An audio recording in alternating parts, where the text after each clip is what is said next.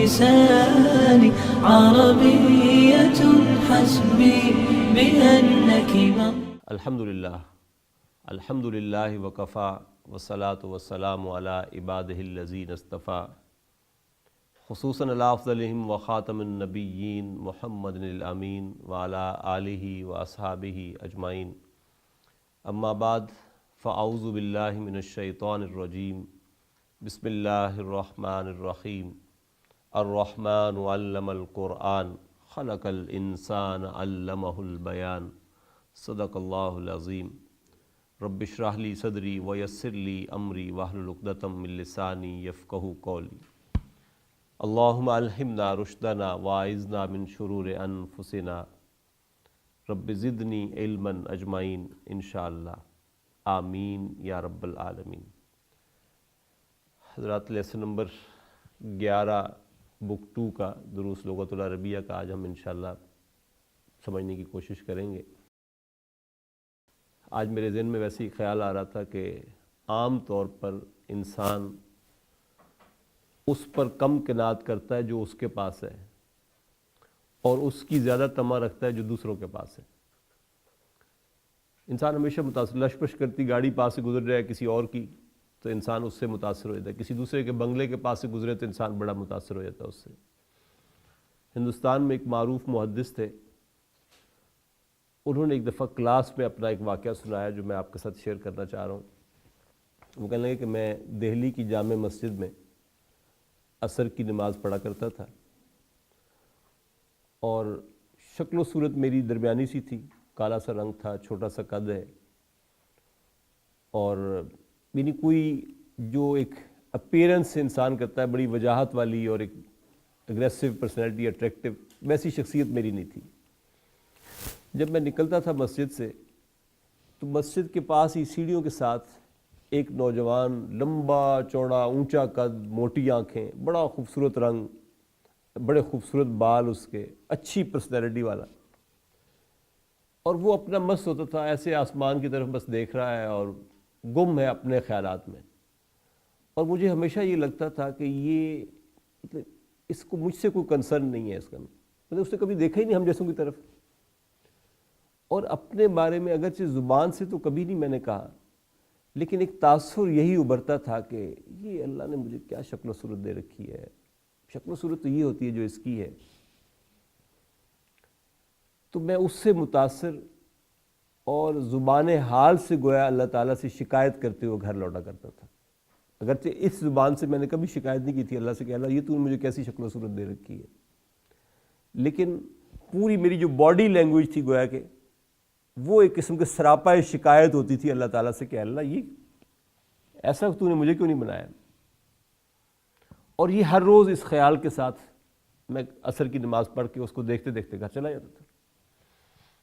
5-7 دن گزر گئے تو ایک دن اس نے، کہتے میں گزرا جب اسی وقت پر، تو اس نوجوان نے مجھے پیچھے سے آواز دی، اور میں ایکسپیکٹ ہی نہیں کر رہا تھا کہ اتنا وجیح جوان کبھی ہم جیسے کالے اور بدصورت شکل والوں کو بھی کبھی پکارے گا۔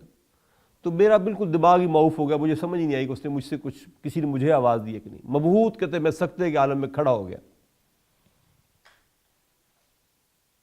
تو پھر اتنے میں وہ میرے قریب آ گئے اور مجھے کہنے لگا کہ مولوی صاحب آپ میری مدد کر سکتے ہیں؟ کہتے مجھے ونس اگین، مطلب میں ابھی تک اس کیفیت سے نہیں نکلا تھا کہ یہ نوجوان اتنا خوبصورت ہے، یہ مجھ سے کچھ کہہ رہا ہے۔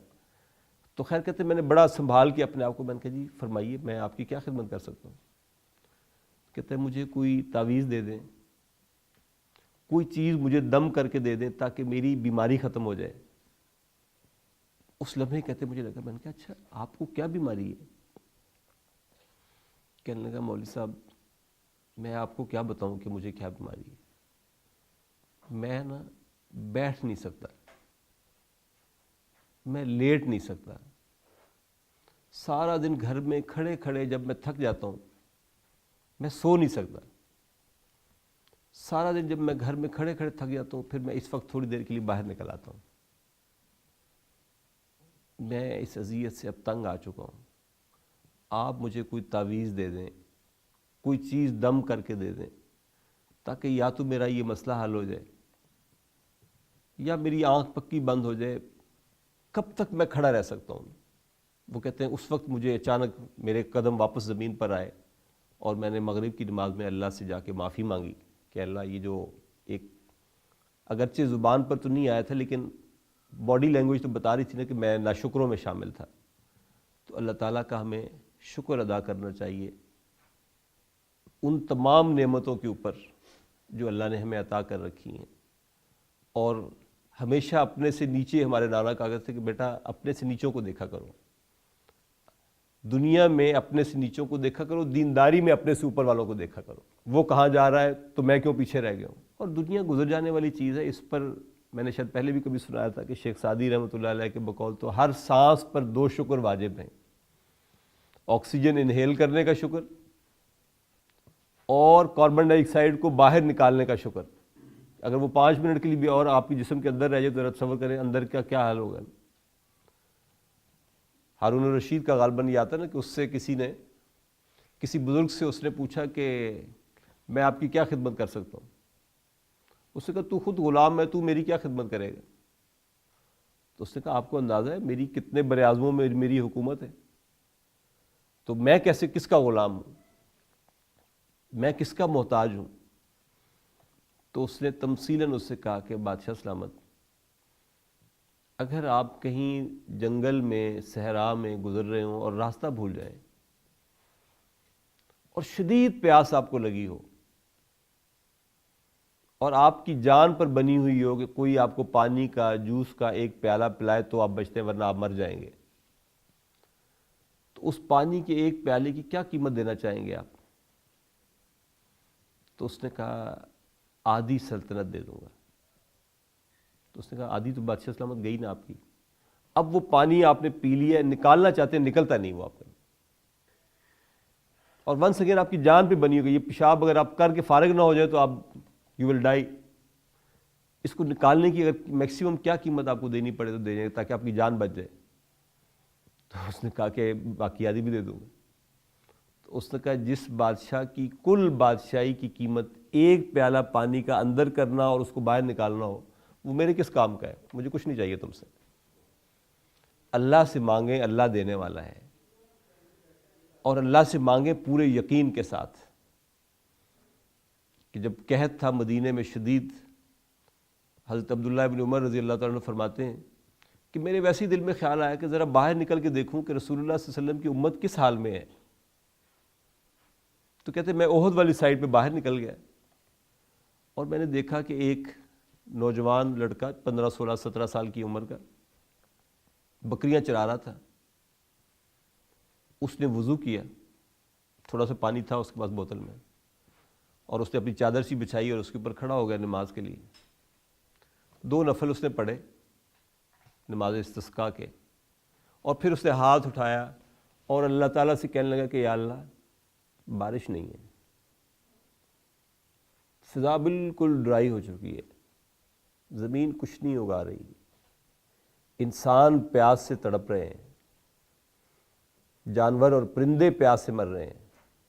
اے اللہ مجھے تجھ سے ابھی چاہیے بارش, ابھی. حضرت عبداللہ بن عمر کہتے ہیں میں نے ادھر ادھر دیکھا, کہیں بادل کا نام و نشان نہیں تھا, اور وہ مسلسل لگا ہوا, یا اللہ مجھے ابھی چاہیے تجھ سے بارش, ابھی چاہیے. وہ روتا جا رہا ہے اور کہتا جا رہا ہے کہ یا اللہ مجھے بارش چاہیے اور ابھی چاہیے, بارش چاہیے اور ابھی چاہیے. اتنے میں حضرت عبداللہ بن عمر کہتے ہیں میں نے دیکھا دور سے ایک چھوٹا سا بادل کا ٹکڑا آیا اور ہم بھیگتے ہوئے گھر پہنچے. یہ ہے یقین کی کیفیت کے جب اللہ سے مانگیں تو پورے یقین سے مانگیں کہ اللہ تجھی سے ایاک نعبد و ایاک نستعین, تجھی سے تیری ہی بندگی کرتے ہیں, تیری ہی بندگی کرتے ہیں, تجھی سے چاہیے, تجھی سے مانگیں گے, تجھی سے لے کر اٹھیں گے. اللہ کے ساتھ اپنا ایسا تعلق پیدا کریں کہ جب بھی کوئی ضرورت پڑے تو اللہ سے انسان لڑ جھگڑ کے بھی لینا پڑے تو لڑ جھگڑ بیٹھ جائے وہاں پہ, اللہ بس تجھ سے چاہیے اور لے کے اٹھوں گا یہاں سے. اس کیفیت کے ساتھ جب آپ اللہ تعالیٰ کے ساتھ کوئی تعلق بنا ہوا ہوگا تو انشاءاللہ اللہ تعالیٰ دنیا میں بھی اور آخرت میں بھی ہماری دستگیری فرمائے گا. اب آئیے ذرا لیسن کی طرف. لیسن نمبر 11 میں جو پہلا کانسیپٹ ہے اس سے آپ اچھی طرح واقف ہیں. بیسیکلی یہ بھی فعل مضارع ہی کے حوالے سے ہے. فعل مضارع میں دونوں مفہوم پائے جاتے ہیں، حال کا بھی اور مستقبل کا بھی. یعنی جب ہم کہتے ہیں یذہب،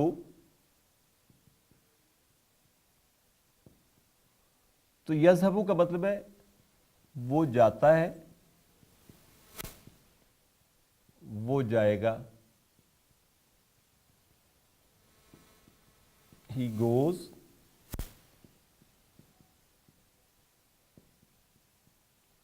He will go. عربک آپ جانتے ہیں کہ عربک جو ہے یہ بڑی سائنٹیفک اور بڑی میتھمیٹیکل لینگویج ہے اور بڑی لاجیکل لینگویج ہے. اس میں ماضی اور مستقبل دو چیزیں ہیں، فعل ماضی ہے اور فعل مضارع ہے. یہاں پہ فعل حال نام کی کوئی چیز نہیں ہے، اس لیے کہ آپ کو اگر ڈیفائن کرنا پڑے، باؤنڈریز طے کرنی پڑے کہ حال کس چیز کا نام ہے، تو یو کانٹ ڈیفائن اٹ. جو بات میں کر چکا وہ سب ماضی بن گئی، جو ابھی میں نے کی نہیں وہ ظاہر ابھی مستقبل کی بات ہے. تو پھر حال کس چیز کا نام ہے؟ تو حال ایکچولی ایگزسٹ نو ویئر. جو گزرتے جا رہے لمحات وہ ماضی بنتے جا رہے ہیں، جو آئیں گے ابھی وہ مستقبل کی بات ہے. ہم اپنی زبان میں بہرحال ترجمہ جب کرتے ہیں تو حال میں کرنا ہو تو جاتا ہے کہہ دیتے ہیں، اور مستقبل میں کرنا ہو تو جائے گا کہہ دیتے ہیں. لیکن اگر عربک کے اندر میننگ کو ڈیفینیٹ کرنا ہو فیوچر کے لیے، پھر دو حرف استعمال ہوتے ہیں. وہ حروف ہیں سین اور سوفا. ان کو ہم کہتے ہیں حروف استقبال. یعنی جب میں سیذہب کہہ دوں گا پھر میں یہ ترجمہ نہیں کر سکتا. اب یہ ڈیفینیٹ ہو گیا اس کے لیے. سیذہب مینس ہی ول گو. اب میں یہ نہیں کہہ سکتا کہ ہی گوز. یہاں میرے پاس آپشن تھی کہ میں یہ دونوں ترجمے اپنی ضرورت کے حساب سے استعمال کر سکتا تھا، لیکن جب میں نے اس کو ڈیفینیٹ کرنا چاہا فیوچر کے لیے تو پھر میں یا سین کا حرف استعمال کروں گا پارٹیکل، یا میں سوفا کا پارٹیکل یوز کروں گا. قرآن مجید پہ غور کریں تو بہت سی جگہوں پہ قرآن مجید نے اس کو استعمال کیا نا. اعوذ باللہ من الشیطان الرجیم. الہاکم التکاثر حتی زرتم المقابر. آگے کیا ہے؟ کلا سوف تعلمون. پھر ثم کلا سوف تعلمون. کلا لو تعلمون علم الیقین لترون الجحیم ثم لترونها عین الیقین ثم لتسألن یومئذ عن النعیم. تو یہ سوفا جو ہے یہ کیا کہلائے گا؟ یہ حرف و استقبال ہے. تعلمون یہ مضارع ہے مرفوع بثبوت نون. نون یہاں علامت رفع ہے اس کی نا. تو آپ کہیں گے ان قریب تم جان لو گے. تم جانتے ہو، اب اس کا ترجمہ نہیں کیا ہے. یو ول نو، پتہ چل جائے گا تمہیں کہ کس نے کیا کھویا کیا پایا. تو سین اور سوفا جو ہیں یہ حرف و استقبال ہیں، فعل مضارع کے ساتھ آتے ہیں، اور جب یہ فعل مضارع کے ساتھ آتے ہیں تو اس فعل مضارع کو ڈیفینیٹ کر دیتے ہیں فار فیوچر، مستقبل کے لیے. آپ کہتے ہیں سأکتب رسالتاً غداً انشاءاللہ. سأکتب یہ سین کیا کہلائے گا؟ حرف و استقبال. اکتب فعل مضارع، انا فاعل، رسالتاً مفعول بہ، غداً ظرف، انشاءاللہ. I will write. اب اس کا سأکتب کو ترجمہ ہم کیا کریں گے؟ I shall write. یعنی ہم نے شیل لگا کر اس کو ڈیفینیٹ کر دیا. جب سین لگایا یا یہاں جب سوفا لگایا تو اب یہ تعلمون اور اکتب جو تھا یہ ڈیفینیٹ ہو گئے فار فیوچر. اب اس کا ترجمہ حال میں نہیں کیا ہے اس نے. گویا جب سین یا سوفا فعل مضارع کے ساتھ آ جائے گا تو پھر وہ میننگ وائز ڈیفینیٹ ہو جائے گا فار فیوچر. پھر حال میں اس کا ترجمہ نہیں پاسبل نہیں رہے گا. الذین آمنوا وتطمئن قلوبهم بذکر اللہ